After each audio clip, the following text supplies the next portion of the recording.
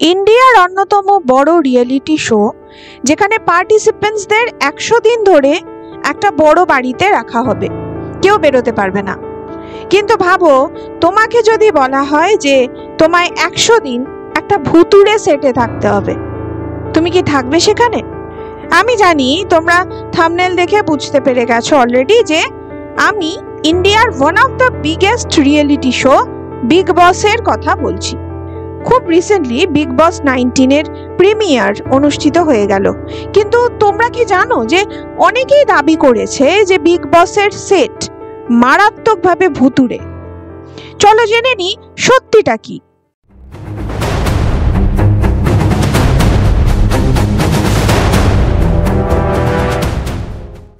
আমি এখন তোমাদের যে ঘটনার কথা বলবো সেটা 2019-এ ঘটে যাওয়া সম্পূর্ণ সত্য একটা ঘটনা। বিগ বসের সেটে তখন সুরেশ বলে একজন কাজ করত। তখন বিগ বস শুরু হবার মাত্র কয়েকদিনই বাকি ছিল। সুরেশের টিমে আরো কয়েকজনের মধ্যে বিজয় বলে একজন টেকনিশিয়ান কাজ করত। একদিন রাতে সেটের প্রায় সব কাজ শেষ, শুধু সুরেশ আর বিজয় ক্যামেরার ফাইনাল কিছু কাজ বাকি ছিল, সেগুলোই করছিল। সেটে তখন ওরা দুজন ছাড়া আর কেউ ছিল না। সুরেশ ছিল কন্ট্রোল রুমে, সে ওখান থেকে বিজয়কে ইনস্ট্রাক্ট করছিল আর বিজয় কাজ করছিল। হঠাৎই সুরেশ দেখে বিজয়ের পেছনে একটা কালো জামা পরা মেয়েকে দেখা যাচ্ছে স্ক্রিনে। কিন্তু ক্রিউ মেম্বারদের মধ্যে তো কেউ, এমনকি হাউসকিপিং সার্ভিসের মধ্যেও কেউ ওই সময় প্রেজেন্ট ছিল না। সুরেশ বিজয়কে ফোন করতে গিয়ে দেখে যে বিজয়ের ফোনটা কন্ট্রোল রুমেই পড়ে আছে। ঠিক তখনই সুরেশ একটা বিশাল চিৎকার শুনতে পায় বিজয়ের। বিজয়কে জিজ্ঞেস করে যে কি হয়েছে। বিজয় বলে যে ওর মনে হয়েছে যে ওর সাইড দিয়ে একটা কালো ছায়া পাস করে গেল, সেটা দেখে ও ভয় পেয়ে গেছে। সুরেশ বুঝলো যে তাহলে ও স্ক্রিনে বিজয়ের পেছনে একটা কালো যে গাউন পরা মেয়েটাকে দেখেছিল সেটা হয়তো ভুল নয়। যাই হোক, বিজয় আরো ভয় পেয়ে যাবে বলে সুরেশ ওকে আর কিছু বলেনি। এরপর ওরা আবার কাজে বিজি হয়ে যায়। কাজ করতে করতে কতটা রাত হয়েছে সেটা ওদের খেয়ালই ছিল না। হঠাৎ করে পাওয়ার অফ হয়ে যায়। সুরেশ ঘড়ি দেখে, তখন বাজে রাত 2:22। ওরা ভাবে যে নর্মাল ইলেকট্রিসিটি প্রবলেম হবে হয়তো। কিন্তু নেক্সট রাতেও ওই একইভাবে একই সময় পাওয়ার কাট হয়ে গেল। সময় তখন 2:22। এরপরও ওরা ভাবে যে এটা একটা কোইন্সিডেন্স হতে পারে। কিন্তু সেদিনও যখন সুরেশ স্ক্রিনে দেখে যে বিজয়ের পেছনে সেদিনও ওই কালো জামা পরা মেয়েটা দাঁড়িয়ে, তখন সুরেশ একটু ভয় পেয়ে যায়।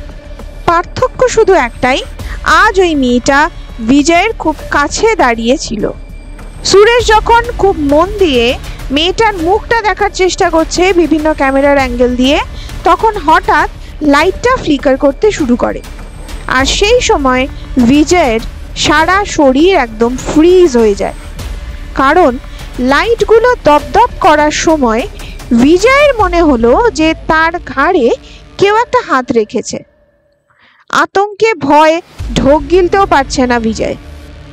ঠিক এই সময় সামনে রাখা একটা কাঁচে বিজয় দেখতে পেল যে ঘাড়ে হাত দিয়ে তার পেছনে দাঁড়িয়ে আছে কালো গাউন পরা একটা লম্বা নারী মূর্তি, যার মুখটা খুব স্পষ্ট নয়, তবে এইটুকু বোঝা যাচ্ছে যে লম্বা চুল আর মুখটা ক্ষতবিক্ষত।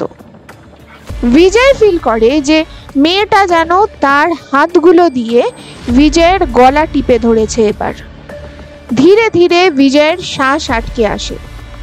এদিকে বিজয় কোনো রেসপন্স না করায় আর স্ক্রিনে ওই মেয়েটাকে এক ঝলক দেখতে পাওয়ায় সুরেশ কিন্তু বিপদটা আন্দাজ করতে পারে।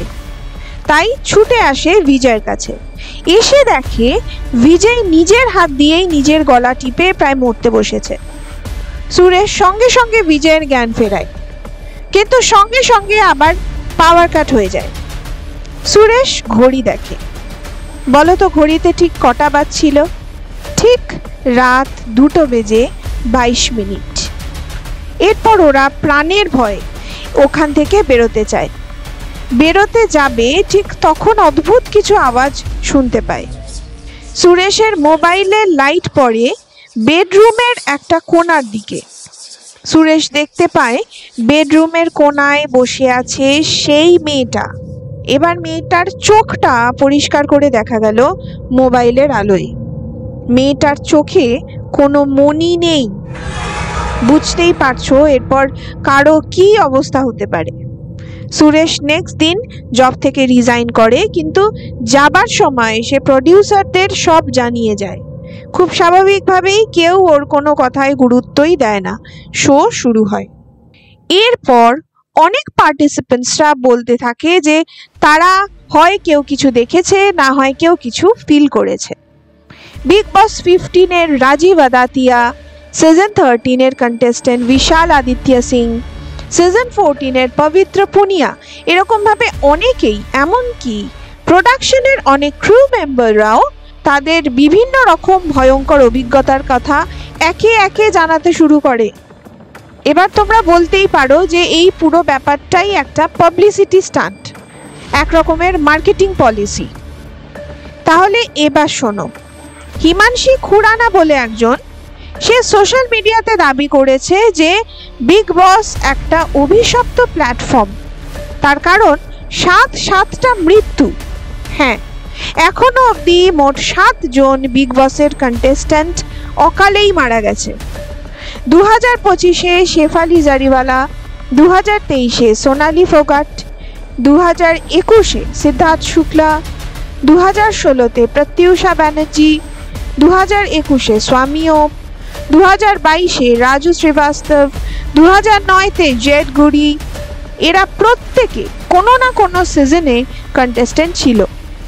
আজ এরা কেউ পৃথিবীতে নেই।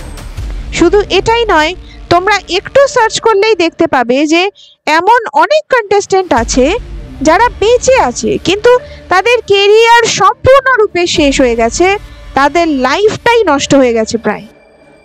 এবার তোমরা আমায় কমেন্টে জানাও যে এই সব কিছু কি কোইন্সিডেন্টাল হতে পারে, নাকি সত্যি নেগেটিভ কোনো পাওয়ার কাজ করছে এর পেছনে।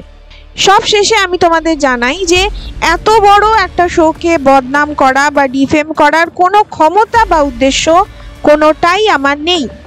আমি তোমাদের সামনে শুধু কয়েকটা ফ্যাক্ট সাজিয়ে রাখলাম। এরপর মতামত তোমরা দেবে, আর অবশ্যই তার সাথে লাইক আর শেয়ার করবে। Good bye, see you soon.